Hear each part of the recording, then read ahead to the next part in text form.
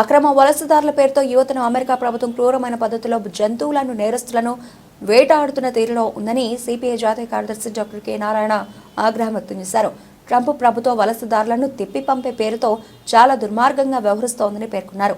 ఈ మేరకు America parliament ముందు నుంచి ఆదివారం ఉదయం ఒక వీడియో విడుదల చేశారు. ట్రంప్ ప్రభుత్వం అధికారంలోకి వచ్చిన వెంటనే కక్షగట్టినట్టు వలసదారులను జంతువుల తరహాలోనే వేటాడని ఆక్షేపించారు.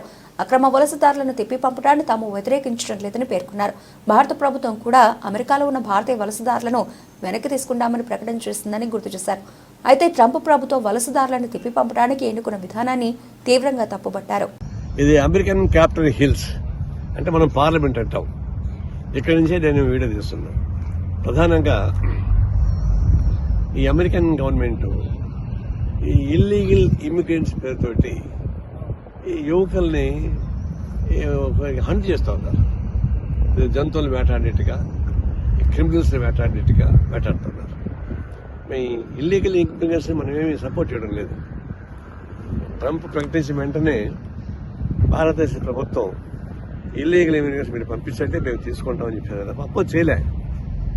మన వాషింగ్టన్కి మోడీ వచ్చారు, ప్రధానమంత్రి.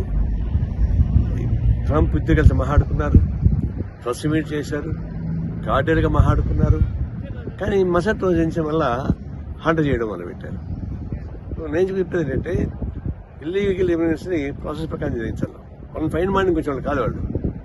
వాళ్ళు డికేట్స్ వచ్చారు. వాళ్ళు పండడానికి కావాల్సిన టైం ఇచ్చి కావాల్సిన చర్యలు తీసుకోకుండా జంతువులు వేటాడితే యువకులు కదా వాళ్ళంతా డిస్టర్బ్ అయిపోతారు. లైఫ్ అంతా డిస్టర్బ్ అయిపోతుంది. ఆ ప్రకారం క్రూరత్వంతో కాకుండా మంచిగా చేయమని చెప్పేసి మేము కోరుతున్నాం. ఒకవేళ మంచిగా మాట్లాడి ప్రధానమంత్రితో ప్రధానమంత్రి సానుకూలం ప్రకటించడానికి కూడా ఈ విధంగా అమెరికన్ గవర్నమెంట్ చేయడం అనేది చాలా విచారకరమైనది. దాన్ని తీవ్రంగా ఖండిస్తున్నాం.